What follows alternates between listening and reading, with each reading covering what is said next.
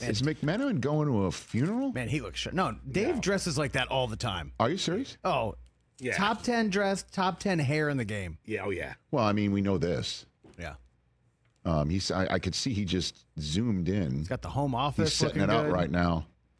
Is he wearing the suit pants? So that's the question. Can he hear us right now? Oh, I think he can hear us. He got us. Yeah, Dave. Dave, let's pop him up. Matt 10, you got shorts on? Yeah. Are you going to a funeral? Well, where are you going? Funeral? Or you're opening up a bank account? You're like very rarely does somebody suit and boot to zoom in with us. That's an Eagles green tie. I know my man. I know my man. You got it, Chris. No, I mean, come on. I didn't know I'd be mocked for actually trying to be presentable for your program. We're casual around these parts. Dave. I don't know. No. I do not mock people for being properly Natalie attired, sir. I mean, never would do that. I'm a little taken ababack. You know what I mean? I have an extensive quarter zip collection. If you want me to switch out. No. I'm not uncomfortable. I thought the NBA way to do it is like you should now dress instead of like you just dress like you're going on an airplane ride. That's what all the coaches do now. You know what I mean? Yeah, that's true. Yeah, I mean, it used to say dress for the job you want, and I guess I don't fit any NBA job the way I'm dressing these days. Except ESPN NBA reporter Dave McMenamin back here on the Rich Eisen Show radio network. Dave McMenamin of ESPN joining us here right now. All right, you've been around tons of big nights in the home of the Los Angeles Lakers. Where does last night's rank, Dave? It met the moment. The Lakers organization kind of recognized that last week their introductory news conference with Luka was not something that had the pomp and circumstance of, say, when the Miami Heat traded for Shaquille O'Neal, he gets to the arena in 18-wheeler with a super soaker. There wasn't like the celebratory feel because Luka was still processing what happened. He was taken aback, obviously, by the trade. He thought he was going to retire a member of the Dallas Mavericks. And so about a week passed between their introductory news conference and Monday night at crypto.com. And it was the right time to kind of pull out the bells and whistles. There was 18,997 number 77 Laker gold Luka Doncic t-shirts on the seats.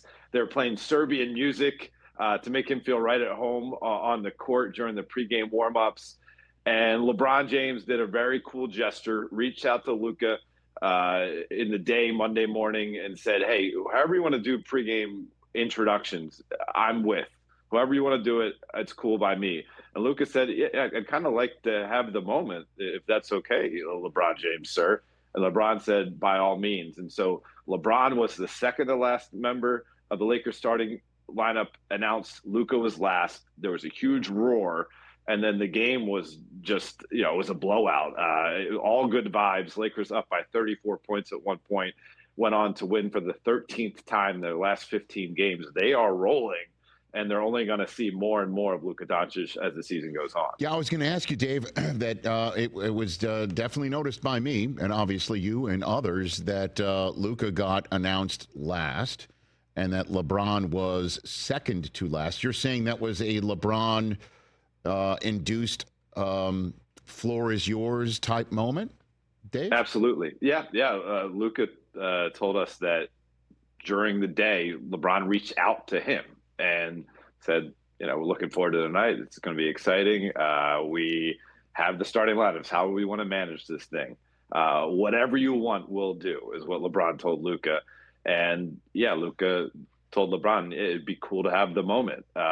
And he thanked him for acquiescing there, I guess you should say, but made it clear, telling us reporters, okay, that's my one night. It's going back to LeBron from here on out. That was my follow-up question right there. But you are right. The Lakers just are currently mastering in 40-point first quarters and 70-point halves, it appears to be, Dave.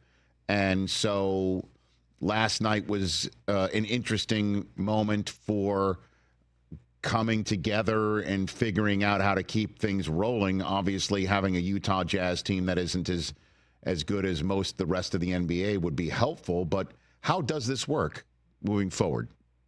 Yeah, I mean, Utah's terrible, but the fact that it was Luka's first taste of basketball action since Christmas Day with the brand new teammates, dealing with the transition of a new city, a new life, etc. It was a smashing success for the first view that we got. And what they're going to have to figure out as Luka is off of his minutes restriction, he only played 24 minutes on Monday because of that left calf strain. And Dorian Finney-Smith is still on a minutes restriction. They traded for him more than a month ago from the Brooklyn Nets. Once they have all their players ready to go full bore, JJ Redick's going to have to figure out lineup balances because there's a ton of offense in that starting unit right now with Rui, LeBron, Austin Reeves, Luka Doncic, and Jackson Hayes. But you may want to get some more of a defensive presence in there. And they're going to be looking at either Rui Hachimura or Austin Reeves at some point to play more with the second unit. That might not necessarily be them coming off the bench. They could still start, but they will have a bulk of their minutes in staggered lineups. So you get the ball more in Rui's hand away from LeBron and Luka, in Austin's hands, I should say. And then Rui, who's more of an offensive-minded player, you can get a defensive-minded player in Dorian Finney-Smith in there helping to patch up the holes that LeBron and Luka provide on that end. What happened with Mark Williams? Okay, so long story short, when the Lakers brought Mark Williams in for a physical, they saw things in their physical examination that caused them so much concern that I was told, quote, we just couldn't live with it. And the way trades work is both teams have to be satisfied that the players that they acquire have passed their physical examination. No two teams' physicals are exactly the same. That's why in the medical world you have people go seek second opinions. Well, all doctors are different. And so the Lakers, by their estimation, did not see Mark Williams passing their physical exam. It caused them to rescind the trade. Dalton Knecht was back on the Lakers bench yesterday. He didn't look too pleased about it. I reported over the weekend when I reached out to Dalton's agents, they had no comment on the deal being rescinded. So I do believe that that is a relationship that's going to need to be repaired. But now the Lakers need to figure out to add some sort of center. They're not going to get someone like Mark Williams with that type of upside or even that type of ability to affect a game in the moment. That just a center like that doesn't exist on the buyout market, but they need to do that. And meanwhile, the Hornets, they're not giving up on this deal.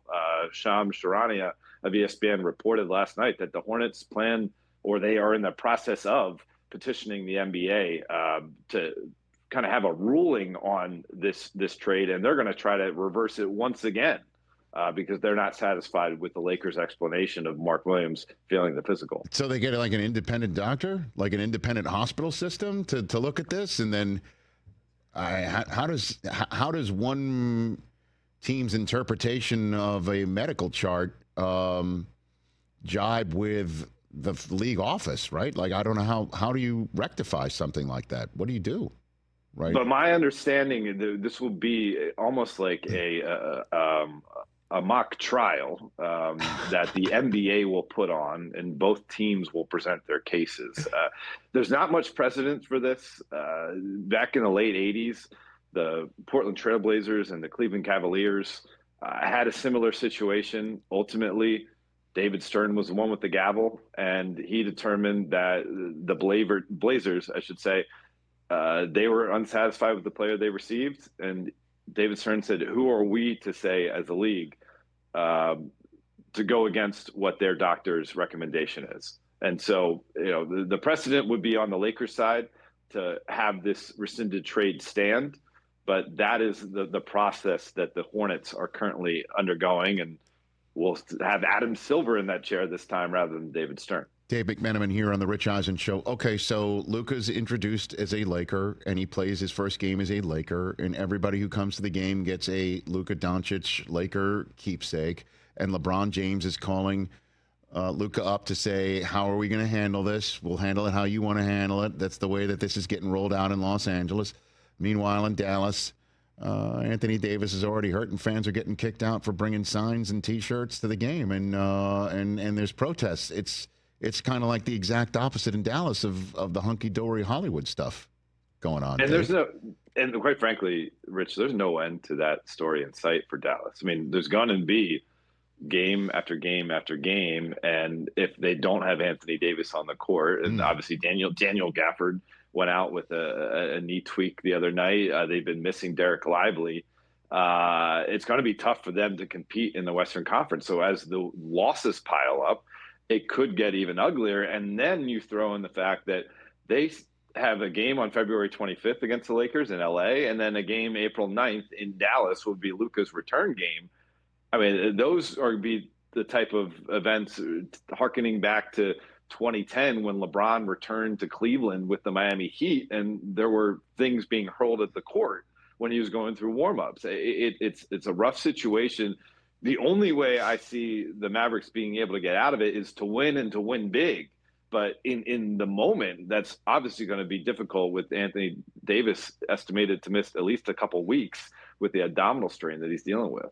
And the Fire Nico signs that got people kicked out, that is the Mavericks' prerogative. They can do that sort of thing. The league is going to be copacetic with what's going down in the Metroplex, Dave? It's a great point. I mean, there was a video that I watched this morning of a fan who was recording with his phone as security approached him, and he repeatedly said that, "Hey, I haven't violated any of the stipulations or the codes of the arena. What am I being kicked out for?" And I watched maybe 2.5 minutes of the 4-minute video.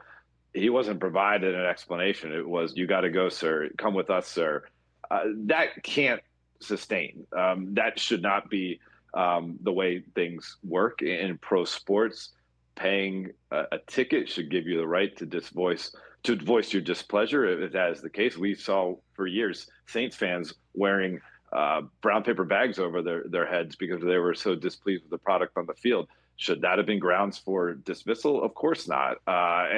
So I do think there has to be some latitude for the Mavs fans who are going through it right now and want to express their frustration in a manner that doesn't involve curse words and doesn't involve threats.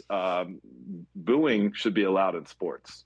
Well, I guess it's happening during Mavericks free throws and things like that, to the point where Cuban felt the need to step in, and he got verbally, harassed in a way, is a way to put it. And I mean, that Cuban is now getting crap for. I mean, what do you have to do with that? Did you see the video of him with Bill Gates over the weekend, Dave? Did you see that? Did you guys see that too? Where he asked Bill Gates in a one-on-one, he's interviewing Bill Gates, and he asked Bill Gates, "What if after you were done with Microsoft, you saw Steve Ballmer cough up, the rights to the Red Hot service on your platform for something a little bit older? What would you have done?" And he actually said, "What if you traded Windows 11 for Windows 10?" So right. I should have let you do it. Yeah. Right. But that gives you an insight as to what Cuban is feeling too, right? I mean, it's just crazy what's happening in Dallas. Cuban was not involved with this trade whatsoever. He's an advisor to the team now, no longer the majority owner. And you best believe that had he had any say in the decision-making process here, he would have voiced the strong opinion that this was a terrible idea in both a basketball sense and a business sense. I think Dirk Nowitzki's presence at Crypto.com Arena last night was as much a show of support for Luka Doncic as distancing himself from the Dallas Mavericks and their decision in this trade in particular. I'm not saying that Dirk isn't a Maverick for life. He has a statue outside the arena. He's the greatest guy ever to put on a Mavericks uniform. At the same time, I viewed that as, yes, I'm supporting Luka, but also, hey, I'm not with you, Mavericks, on this move. Dave McMenamin here on the Rich Eisen Show. Before I let you go, what's the one deadline stuff that we're not talking about, that we should be talking about? Either a significant trade that's more significant than we're giving it credit for, or something that didn't happen that we should be keeping an eye on the aftermath of, Dave? I think the one that happened that didn't get as much attention as it deserves, because the player doesn't have as big a name, and we saw some tectonic shift type moves around the league with big names. But DeAndre Hunter going to the Cleveland Cavaliers, the Cavs have been basically the best team in basketball since opening night through the All-Star break, and they added a 3-and-D wing who filled up kind of a need there. I mean, Karis LeVert was a scorer, or is a scorer, but didn't bring the defensive side of things. You plug him in that position, especially with Isaac Okoro not being totally available this year. You have him around that dynamic backcourt in Darius Garland, Donovan Mitchell, that tremendous growing front court in Jared Allen and Evan Mobley. Hunter is a perfect fit, and he has the size and the defensive fortitude to go up against those Boston wings in Jalen and Jason Tatum. That's where they're going to need to get through to get to the promised land in the Eastern Conference Finals. So I think that was a tremendous move by Kobe Altman and the Cavs front office, and really set them up to not just be a team that wins 60 games in the regular season and fizzles out. They have a legitimate shot of making the NBA Finals. Dave, you're the man. Thanks for the time. Greatly appreciate the suit and tie. Congrats on your Eagles, brother. Congrats on your Eagles. Yes, sir.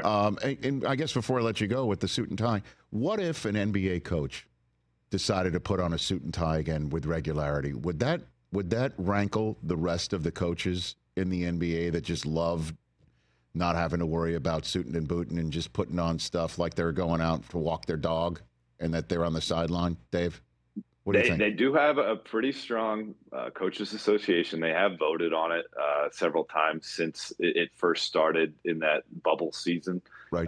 Rick Carlisle's the head of the coach association. He is like pretty good at whipping together votes and keeping people together. But I would love to see it. I'm a Syracuse guy. I just saw Jerry the other day coaching for Siena in a jacket and tie. He looked great. I think there's something about a basketball coach looking dapper on the sidelines that it just seems right. So I'd love to see it back in the NBA. The guys make enough money.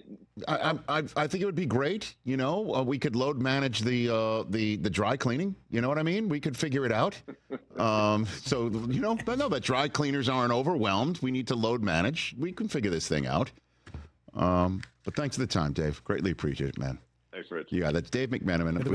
He's been refunded, diehard Philadelphia Eagles fan right here on the Rich Eisen Show. We send him back off to Lakerland and the rest of the association. I did. I texted him Sunday after the game to congratulate him. Where did you go? He said he flew his dad out to enjoy the game together. Because last time, Rich, I don't know if you remember this, after the Super Bowl in Minneapolis, we ran into him at the hotel bar where he was greatly celebrating with his brother. Indeed.